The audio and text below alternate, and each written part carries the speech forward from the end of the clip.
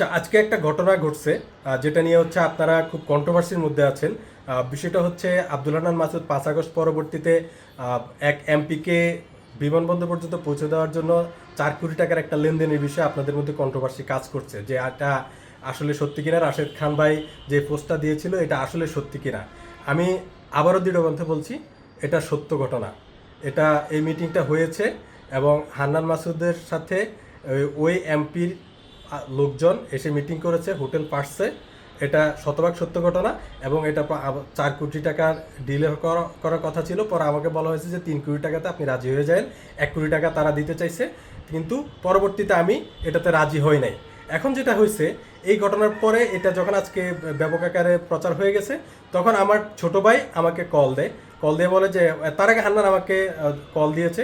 Call দেওয়ার পরে আমার ছোট ভাই আমাকে কল দিয়ে বলে যে ভাই, হান্নান হচ্ছে অনেক ট্রমার মধ্যে আছে, ও ওর নামে বিভিন্ন মিডিয়া ব্লেম হচ্ছে, বিভিন্ন ব্যাপক ট্রমার মধ্যে আছে এমপি হওয়ার পর থেকে।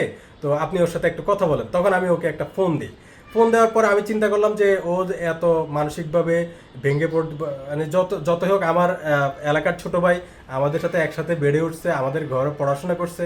তাই হচ্ছে আমি চিন্তা করলাম যে ছেলেটা ট্রমার মধ্যে আছে, ওর সাথে একটু কথা বলে, প্রাইভেটলি কিছু কথা বলে ওকে একটু যেভাবে ওকে প্লিজ করা যায়। তখন আমি ওর সাথে কিছু প্রাইভেটলি কথা বলি, প্লিজ করার জন্য, ওকে যা বলার জন্য, আমি ছোট ভাই হিসেবে সান্ত্বনা দেওয়ার জন্য যা বলার বলি। কিন্তু সে করছে কি, সে আমার সাথে একটা বিশ্বাসঘাতকতা করে এটাকে হচ্ছে রেকর্ড করছে, রেকর্ড করে এটা ছেড়ে দিছে। তো বিষয় হচ্ছে এটা একান্ত প্রাইভেট কথা ছিল। জাস্ট তাকে তার যে তার মনটাকে শান্ত করার জন্য আমি এই কথাটা বলেছিলাম।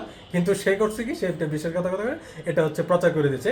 কিন্তু আমি আবারও মানে লাউড অ্যান্ড ক্লিয়ারলি বলতেছি যে যে ঘটনাটা রাশেদ ভাই উল্লেখ করেছেন ওখানে, এটা শতভাগ সত্য এবং এটাই আসল নিউজ, যে সে ওই কাজটা করেছিল। ডিলটা হয় নাই কারণ হচ্ছে আমি ওটাতে ওদের সাথে বসিই নাই।